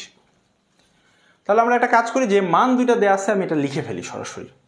তাহলে আমার 2πr/h এটা সমান সমান হচ্ছে বক্রতলের ক্ষেত্রফল কত 100 বর্গ সেন্টিমিটার, আর তার আয়তন অর্থাৎ πr² সমান সমান কত 150 ঘন সেন্টিমিটার। তাহলে একটা কাজ করি, আমি এই মানকে এই মান দ্বারা ভাগ করি, অর্থাৎ πr²h কে আমি যদি 2πr/h দ্বারা ভাগ করি তাহলে বিষয়টা কি দাঁড়ায় 150 ভাগ 100। এখন দেখেন তো এখানে কাটাকাটি করা যায়, 50 3 50 150, 50 দুগুণে 100। কাটাকাটি আমরা এই 2 আর এই 2 কেটে দিতে পারি। সমান চিহ্নের এই সাইড আর এই সাইড কাটাকাটির নিয়ম শিখিয়েছিলাম একটা ক্লাসে, সেটা হচ্ছে সমান চিহ্নের এই সাইডে যেটা নিচে থাকে তার সমমানের নিচে কোনো কিছু পাইলে কাটাকাটি করা যায়। তাহলে এইভাবে কাটাকাটি করলাম, হিসাব সুবিধা হবে এই জন্য। পাই কেটে দিলাম, h কেটে দিলাম, উপরে আছে r², নিচে আছে r, তাহলে এই r দিয়ে r² কে যদি কাটি বাকি থাকবে শুধু r। তাহলে আমার r এর মান কত 3, অর্থাৎ আমার ব্যাসার্ধ, ভূমির ব্যাসার্ধ r সমান সমান কত 3 সেন্টিমিটার। তাহলে আশা করি ক্লিয়ার হয়েছে সবার এটা। এই অঙ্কগুলো কিন্তু খুব একটা কঠিন না, আমরা যদি সূত্রগুলো একটু বুঝে বুঝে মুখস্থ করতে পারি তাহলে আমাদের কোশ্চেনগুলো একদম এক ঝটকায় সলভ হয়ে যাবে। তো আপনাদের এই তিনটা থেকে আর কারো কোনো কোশ্চেন আছে কিনা, অর্থাৎ আয়তনিক ঘনবস্তু বা আয়তাকার ঘনবস্তু, ঘনক এবং বেলন, এই তিনটা থেকে কারো যদি কোনো রকমের কোশ্চেন না থাকে তাহলে আমি আমাদের পরের আরও দুইটা টপিক আছে, এই দুইটা টপিকে চলে যাব। আচ্ছা, শিরিন কমেন্ট করেছিলেন 169, তারপরে সরি লিখে 216। হ্যাঁ ঠিক আছে, এটা আগের কোশ্চেন অ্যান্সার না, কোশ্চেনটা দেখা হয়নি, অ্যান্সারটা পড়া হয়নি। ঠিক আছে, থ্যাংক ইউ। আচ্ছা, তাহলে আশা করা যাচ্ছে এখানে আপনাদের এই তিনটা টপিকে আর কোনো প্রবলেম নাই। আমরা এখন পরের দুইটা টপিকে যাব। এখানে আছে কোণক এবং গোলক। তো কোণকটা এইটা আমরা সবাই দেখি, হয়তো অনেকে জানি যে এটা কোণক আর এটা মানে কোণক না। তো কোণককে ইংলিশে বলা হয় কোণ, CONE। এইবার আশা করি সবাই বুঝতে পারছেন যে আমি কার কথা বলতেছি। আমি বলতেছি এই শেপের যে জিওমেট্রিক্যাল একটা স্ট্রাকচার আছে সেটা, এবং এটা আমরা যে সবাই যে কোন আইসক্রিম খাই এই সেই কোণ যেটাকে আমরা পরিমিতির ভাষায় কোণক বলছি বা ইংলিশে কোণ বলা হয়। তো দেখেন তো এই কোণকেরও কিন্তু জিওমেট্রির সাথে একটা সম্পর্ক আছে। সম্পর্কটা কি, এই যে কোণকের যে উপরের অংশটা এটা গোলাকার হয়। এখনও যদি কেউ খেয়াল না করে থাকেন তাহলে নেক্সট টাইম কোন আইসক্রিম খাওয়ার সময় এটা দেখবেন, অথবা আমরা যে ঝালমুড়ি খাওয়ার সময় বা কোনো কিছুর সময় এরকম যে পেঁচায় একটা জিনিস দেয় ওইটাও কিন্তু হচ্ছে কোণক। তাহলে এই কোণকের ক্ষেত্রে কি হয় দেখেন তো, কোণকের ক্ষেত্রে একটা ব্যাসার্ধ থাকে এবং একটা হাইট থাকে আর একটা হেলানো তল থাকে। এই দিক দিয়ে একটা হেলানো তল থাকে, এই দিক দিয়ে একটা হেলানো তল থাকে। তো আমি এগুলোর নাম দিয়ে দিচ্ছি, যে একটা হচ্ছে ব্যাসার্ধ r, একটা হচ্ছে উচ্চতা h, আর হেলানো তলটাকে আমি বলছি হচ্ছে l। তাহলে আপনারা যদি একটু খেয়াল করেন, এবার এই কোণটাকে আমি একটু উল্টায় চিন্তা করি, এইরকমভাবে চিন্তা করি, তাহলে আমার সূত্রটা মেলাতে সুবিধা হবে। এটাকে যদি আমি উল্টাভাবে চিন্তা করি তাহলে এটা হচ্ছে আমার r, এটা কি h, আর এটা কি l। তাহলে খেয়াল করেন তো এই জায়গাটাতে একটা সমকোণী ত্রিভুজ তৈরি হয়েছে না, অর্থাৎ আমি যদি এটাকে নাম দিই এরকমভাবে ABC, এটা কিন্তু একটা সমকোণী ত্রিভুজ। তাহলে এই সমকোণী ত্রিভুজের l এটা কি অতিভুজ না, অর্থাৎ কোণকের হেলানো তলটা হচ্ছে অতিভুজ, এই যে হাইট এটা হচ্ছে কি ত্রিভুজের দৃষ্টিকোণ থেকে চিন্তা করলে এটা হচ্ছে উচ্চতা, আর এইটা হচ্ছে তার ভূমি। অর্থাৎ অতিভুজ স্কোয়ার অর্থাৎ l² সমান h² প্লাস r²। এটা কোন সূত্র, পিথাগোরাসের উপপাদ্য, যে অতিভুজ স্কোয়ার সমান লম্ব স্কোয়ার প্লাস ভূমি স্কোয়ার। ওইখান থেকে আসছে হচ্ছে এই সূত্রটা। অর্থাৎ কোণকের ক্ষেত্রে ব্যাসার্ধ যদি r এবং উচ্চতা h হয় এবং হেলানো তল যদি l হয় তাহলে হেলানো তলের উপর স্কোয়ার সমান সমান উচ্চতার উপর স্কোয়ার প্লাস ব্যাসার্ধের উপর স্কোয়ার। আর তার সাথে কোণকের আর একটা সূত্র আছে, সেটা হচ্ছে 1/3πr²h। আপনারা কি কোনো কিছুর সাথে এটা মিলাইতে পারতেছেন যে এটার ক্ষেত্রফল বললাম কত 1/3 পাই আর স্কোয়ার এইচ, আগের কোনো কিছুর সাথে কি এটা মিল পাওয়া যায়? অবশ্যই যায়। যে একটু আগে আমরা বললাম না বেলুন বা সিলিন্ডার, এটার আয়তনের সূত্র ছিল পাই আর স্কোয়ার এইচ। আচ্ছা, তাহলে একটা বেলুনের যে ক্ষেত্রফল আয়তন, এইটাকে তিন ভাগে ভাগ করলে যেটা পাওয়া যায় সেটা হচ্ছে একটা কোণের আয়তন হয়। অর্থাৎ আমরা একটা যদি মনে রাখি, অর্থাৎ ওই যে বেলুনেরটা যদি মনে রাখি, তাকে 3 দ্বারা ভাগ করলে আমরা কোণের আয়তন পেয়ে যাব। তাহলে কোণের আয়তনের সূত্র কি 1/3 পাই আর স্কোয়ার এইচ। আরেকটা বিষয় আছে, সেটা হচ্ছে সমগ্র তলের ক্ষেত্রফল। তো সমগ্র তলের মধ্যে কি আমরা কোণকে দেখেছিলাম কিন্তু দুইটা তল থাকে। একটা হচ্ছে কি আমার সমতল, অর্থাৎ এই কোণকের ক্ষেত্রে বৃত্তটা বা তার যে মুখটা সেটা হচ্ছে সমতল, বাকিটা হচ্ছে বক্রতল। তাহলে সমতলের ক্ষেত্রফল তো বৃত্তের ক্ষেত্রফলের সমান পাই আর স্কোয়ার, আর এর সাথে যেটা অ্যাড হচ্ছে এর বাকি অংশটা, অর্থাৎ পাই আর এল। এটা হচ্ছে এই যে বাকি যে বাঁকানো অংশটা আছে, অর্থাৎ আপনারা কোন আইসক্রিম খাওয়ার সময় তার সাইড দিয়ে ঘুরায় যে অংশটা পাওয়া যায় সেটা হচ্ছে তার বক্রতল। বক্রতলের ক্ষেত্রফল হচ্ছে পাই আর এল, সমতলের ক্ষেত্রফল হচ্ছে পাই আর স্কোয়ার। সুতরাং আমার সমগ্র তলের ক্ষেত্রফল হচ্ছে পাই আর স্কোয়ার প্লাস পাই আর এল। সূত্রটা এখানে লেখা আছে, আপনারা এই সূত্রগুলো নোট করে রাখেন, অথবা ক্লাসের যে কোনো একটা মোমেন্টে পুরো বোর্ডের স্ক্রিনশট নিয়ে রাখেন, পরে খাতায় এটা নোট করে মুখস্থ করে ফেলতে হবে সবগুলো সূত্র, ঠিক আছে? বাট মুখস্থ অবশ্যই বুঝে বুঝে, না বুঝে কিন্তু না। তো কোণক থেকে পরীক্ষায় কোশ্চেন একটু কমই আসে, তো এই জন্য কোণকের আমরা একটা কোশ্চেন সলভ করব। এই কোশ্চেনটা বুঝতে পারলেই হবে, এখান থেকে এর বাইরে কোশ্চেন আসার সুযোগ খুবই কম, নাই বললেই চলে। একদম লিখেন,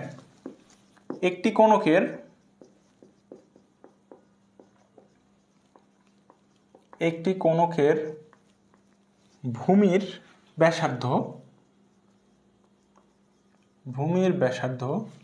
5 সেন্টিমিটার। একটি কোণকের ভূমির ব্যাসার্ধ 5 সেন্টিমিটার, উচ্চতা 12 সেন্টিমিটার হলে, খুবই সহজ কোশ্চেন, হেলানো তলের উচ্চতা কত? একদম এক সূত্রে অঙ্কটা হয়ে যায়, তাই না?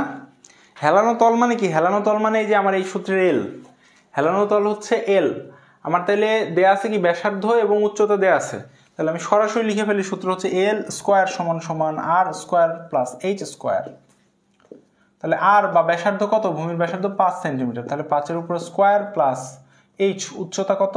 12 সেন্টিমিটার, তাহলে 12-এর উপরে স্কোয়ার, এটা সমান সমান এল স্কোয়ার। 5-এর স্কোয়ার হচ্ছে 25, 12-এর স্কোয়ার হচ্ছে 144, যোগ করলে হয় 169। তাহলে এল স্কোয়ার সমান সমান 169, এল সমান কত হবে? √ওভার 169। 169কে যদি আমরা রুট করি তাহলে পাবো হচ্ছে 13। যার 13-র বর্গ মনে আছে সে ইজিলি এটা দেখে বুঝতে পারবে যে এটা হচ্ছে 169, এটার বর্গমূল হবে 13, সুতরাং হেলানো তলের দৈর্ঘ্য হচ্ছে 13 সেন্টিমিটার। আর মজার বিষয় হচ্ছে যে আমার পিথাগোরাসের উপপাদ্য এবং সমকোণী ত্রিভুজ রিলেটেড ক্লাসটা খুব মনোযোগ সহকারে করেছিল, সে কিন্তু দেখেছে ওখানে যে আমি কয়েকটা অনুপাত ক্লাসে শিখিয়েছিলাম। তার মধ্যে একটা অনুপাত ছিল হচ্ছে 5, 12, 13। দেখেন তো আপনাদের মনে পড়ে কিনা? 5, 12, 13 এই অনুপাতে হলে সেটা একটা সমকোণী ত্রিভুজ হয়।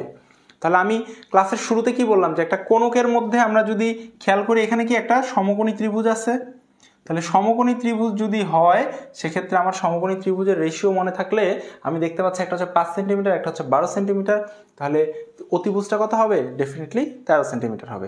সে কিন্তু এই প্রশ্নটা পড়েই অ্যান্সার 13 সেন্টিমিটার দাগায় দিতে হবে। এই জন্য আমি এই ক্লাসের শুরুতে বলেছি মানে পরিমিতি is nothing but a combination of geometry, অর্থাৎ জিওমেট্রির যে অন্যান্য ক্লাসগুলো ছিল ওইগুলো যে ভালো করে সলভ করে আসবে বা বুঝে আসবে সেটা খুব সহজে বুঝতে পারবে। আচ্ছা, তো কোণক থেকে এর বাইরে আর কিছু আসবে না। আরেকটা হলে আসতে পারে, হয়তো ক্ষেত্রফল বের করতে বলতে পারে, বা সমগ্র তলের ক্ষেত্রফল বের করতে বলতে পারে, আয়তন বের করতে বলতে পারে। তো আমাদের সূত্র মুখস্থ থাকলে তো সেখানে আর সমস্যা হওয়ার কোনো সুযোগ নেই। তো যাই হোক, এরপরে আমরা আসি, আপনাদের এর মধ্যে আর কারো কোনো কোয়েশ্চেন আছে কিনা আমাকে একটু কমেন্টে জানান তো। যদি কমেন্টে মানে কোনো কোয়েশ্চেন না থাকে তাহলে একটু দয়া করে লিখবেন যে ক্লিয়ার, তাহলে আমি বুঝতে পারবো যে এই পর্যন্ত যে টপিকগুলো আলোচনা করা হয়েছে সেগুলো আপনাদের ক্লিয়ার হয়েছে। তো আপনারা কমেন্টটা করেন, আর এই ফাঁকে আমি একটা কথা বলি, সেটা হলো যে স্টুডেন্ট হিসেবে মানে আমার কাছে বা টিচারের কাছে আপনাদের আবদার কিন্তু অনেক কম, বা আপনারা আমাকে খুব একটা বেশি যে ওরকম মানে জ্বালাতন করেন তাও না। দুই একজন আছে আমাকে হয়তো কোনো কোয়েশ্চেনের সমস্যা থাকলে ছবি তুলে দিচ্ছেন, আমি সলভ করে দিচ্ছি ইনবক্সে। বাট আমি চাই কি আপনাদের আমার কাছে আবদারটা একটু বেশি হওয়া উচিত, যে স্যার এইটা বুঝি নাই, এটা বুঝাই দেন, বা এই ক্লাসে এই জিনিসটা আলোচনা করলে ভালো হয়, বা স্যার অমুক ক্লাসে এটা বুঝতে পারি নাই, এটার পর যেদিন রিভিশন ক্লাস হবে সেদিন হচ্ছে কোনো কিছু থাকলে আমাদের একটু দেখাই দিয়েন। আর আরও একটা বিষয় আমি জানি না আমি খুশি হব না দুঃখ পাবো, সেটা হচ্ছে জিওমেট্রি আমি রিভিশন ক্লাস নেওয়ার জন্য একটা পোস্ট করেছিলাম যে জিওমেট্রি না, বীজগণিতের যদি কোনো সমস্যা থাকে তাহলে এই পোস্টে নিচে কমেন্ট করার জন্য। তো এখন পর্যন্ত কেউ এখানে কমেন্ট করে নাই। তা আমি কি ধরে নিব যে আপনাদের ক্লাসে যা পড়ানো হচ্ছে আপনারা সব কিছু বুঝতে পারছেন, কারো কোনো সমস্যা নাই, নাকি কোনো কিছু বুঝতে পারছেন না? তো যেটাই হোক, আপনার যদি এমন হয় যে আপনি কোনো কিছু বুঝতে পারছেন না, সেটাও যেমন আমাকে মেসেজ করে জানাতে পারেন, আবার কোনো আবদার থাকলে সেটাও আমাকে কিন্তু মেসেজ করে জানাতে পারেন। তো আমি মনে করি যে জবের প্রিপারেশনটা একটা জার্নি। আমরা 1 বছর বা 2 বছরের এই যে জার্নিতে আমরা একসাথে চলবো। তো এই কারণে আরেকটু কোঅপারেটিভ হতে হবে, এবং আমি বলবো টিচারকে একটু জ্বালান, সমস্যা নেই, আমি একটু বিরক্ত করেন আমাকে। আমি তো চাই যে আমাকে আমার স্টুডেন্টরা বিরক্ত করুক। তো যাই হোক, অবশ্যই অন্য কোনো কারণে না, পড়াশোনার বিষয় নিয়ে বিরক্ত করেন। আচ্ছা, ক্লিয়ার লিখে কমেন্ট করেছে অনেকেই, তার মানে এটা ক্লিয়ার। ওকে, এবার আমরা যাব হচ্ছে আমাদের সবচাইতে পরিচিত যে 3 ডাইমেনশনাল স্ট্রাকচার, সেটা হচ্ছে গোলক। এই গোলকের মধ্যে আমরা হচ্ছে যাব। তো গোলকটা তো এখানে যেটা আগাইছি সেটা হচ্ছে বৃত্ত।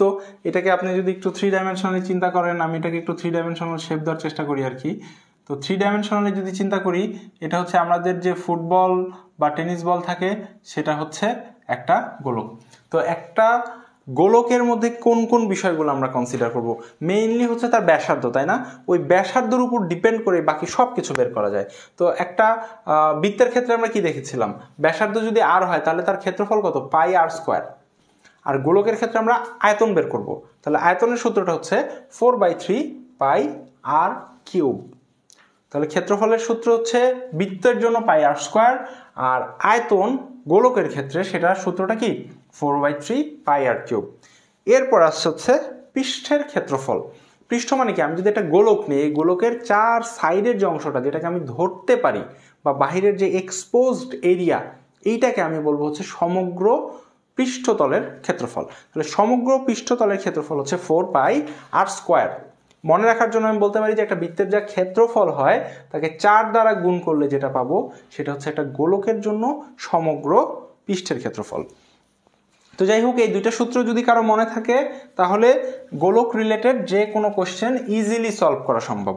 তো আমরা একটু আসি, গোলকের প্রথম কোশ্চেন হচ্ছে একটি ফুটবলের, লিখেন আপনারা, পেনটা চেঞ্জ করি কালি শেষের দিকে।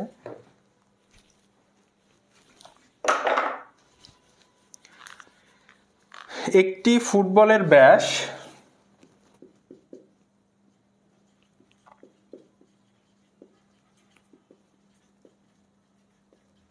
একটি ফুটবলের ব্যাস 10 ইঞ্চি।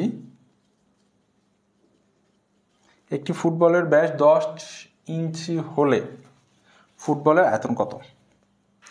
হলে ফুটবলের আয়তন কত? তাহলে ফুটবলের ব্যাস দেওয়া আছে, আয়তন বের করতে হবে। আচ্ছা, এখন পরীক্ষার হলে একটা ভুল হয়। এটা খুবই সহজ একটা কোশ্চেন, দেখে ভাবছেন যে এত সহজ কোশ্চেন স্যার, এটা তো সূত্রে বসাই দিলে হয়ে যাবে। বাট পরীক্ষার হলে ভুলটা কোথায় হয় জানেন? এখানে দেওয়া আছে ব্যাস, আমরা এটাকে ভুলে ব্যাসার্ধ ধরে সূত্র বসাই দিই। যে সূত্র জানা আছে যে 4/3 পাই আর কিউব, বসাই দিলাম এখানে 10 কিউব। কিন্তু এইটা কিন্তু করা যাবে না, আমাকে এখানে বলছে ব্যাস, আর আমার যেখানে আরটা আছে সেটা হচ্ছে ব্যাসার্ধ। তাহলে ব্যাসকে যদি 2 দ্বারা ভাগ করি তখন আমি পাই ব্যাসার্ধ, অর্থাৎ আমার ব্যাসার্ধ হচ্ছে 5। তাহলে আর এর মান কত? 5। তাহলে সূত্র হচ্ছে 4/3 পাই আর কিউব, মানে হচ্ছে 5 কিউব। তো মান বসায় দেন এগুলো। 4/3 পাইয়ের মান হচ্ছে 22/7 ইন্টু 5-এর উপরে কিউব। এগুলা ক্যালকুলেশন করলে একটু জটিল ক্যালকুলেশন, এটা আসবে 523.6 ঘন ইঞ্চি। তো তো যাই হোক, এটা আমার হাতে লেখা আছে, এখানে অ্যান্সারটা লেখা আছে, এই জন্য আমি দ্রুত করতে পারলাম। আপনাদের এটা একটু ক্যালকুলেশন করে করতে হবে, তাই না? আমরা সবাই জানি 5 কিউব হচ্ছে 125, এরপর 125 বসায় গুণ করে মোটামুটি ক্লোজ একটা অ্যান্সার বের করতে হবে। তো পরীক্ষার হলে এই ধরনের অঙ্ক আসলে ক্যালকুলেশনে একটু অসুবিধা হয়, সেক্ষেত্রে আমি সাজেস্ট করব যে কাছাকাছি যে অ্যান্সারটা আছে সেটা চুজ করার জন্য। একদম এক্স্যাক্ট দশমিকের পরের মান যে বের করতে হবে এমনই না, এটা না করে কাছাকাছি একটা ভ্যালু বের করতে হবে।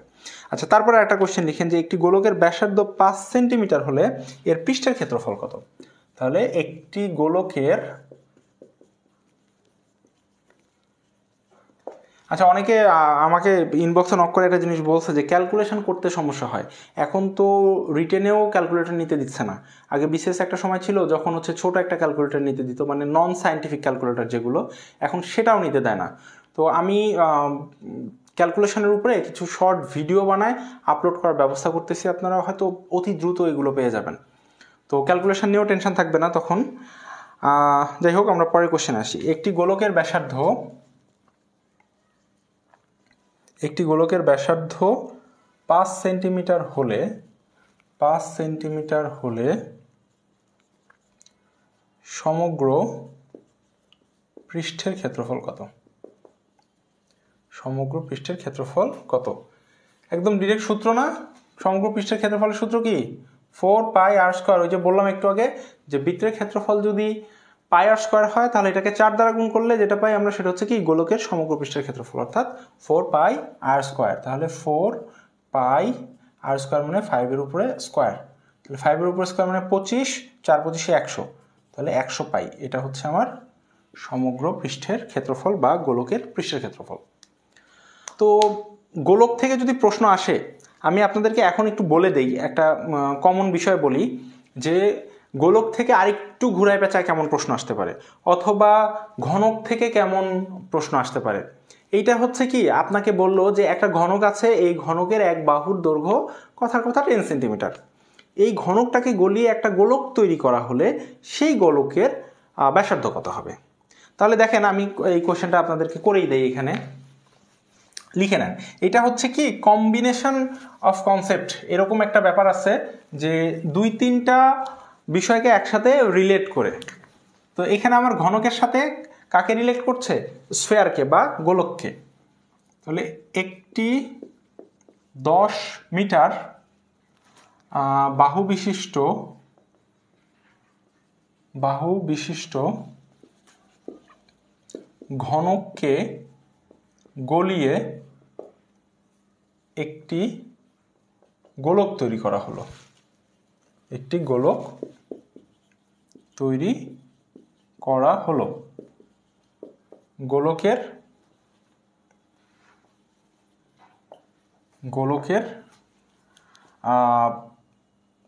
ফর এক্সাম্পল গোলকের আমি ব্যাসার্ধ বলি বা ব্যাসও বলতে পারে, গোলকের ব্যাসার্ধ কত?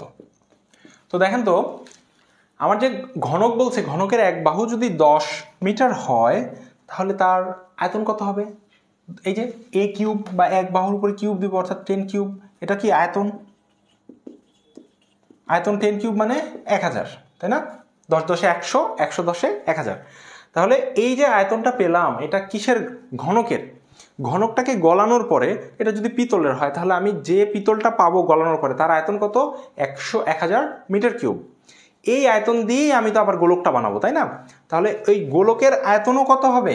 1000 মিটার কিউব। আর গোলকের আমাকে বলছে ব্যাসার্ধ বের করতে।